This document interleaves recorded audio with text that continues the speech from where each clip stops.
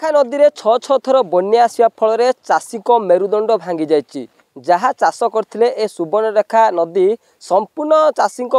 मेरुदंड भांगी चाष क्षय क्षति होती मो सहयोगी आपन को चित्र देखेबे जो सुवर्णरेखा नदी में बन्या आसवा फल जो बालियापाल सुनारुही जो अंचल रही ए सब बर्तमान चाषी चाष क्षय क्षति होती मो सहयोगी आपन को चित्र देखुं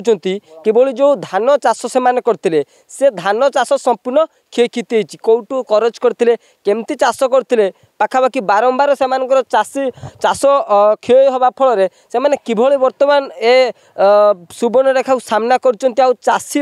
आपण वर्तमान चाष करते केते एकर आउ विशेष कर केते टंका लोन करते क्षति होती वर्तमान मु आज्ञा 62,000 लोन करी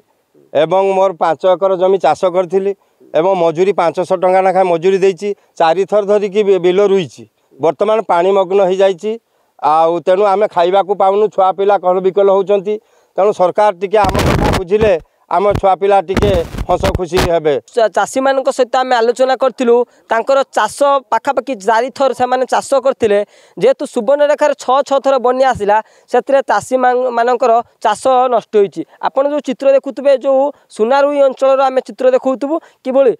वर्तमान बन्या छाड़ा पर भी से चाष जमी किभली सुवर्णरेखार बन्या पानी जमी रही आ चाष किभली पची नष्ट होती मौसा आपड़ केते चाष करते मु 2 एकर चाष करी गरीब लोक मोर जमी जायगा ना तेणु लोन करी चाष करी से लोन सुझापी आ क्षमता ना कि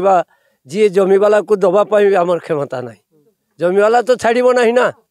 नब तेज आम किमिति चलवा कौन करवा आम सरकार को एतिकी आपत्ति जनाऊँ।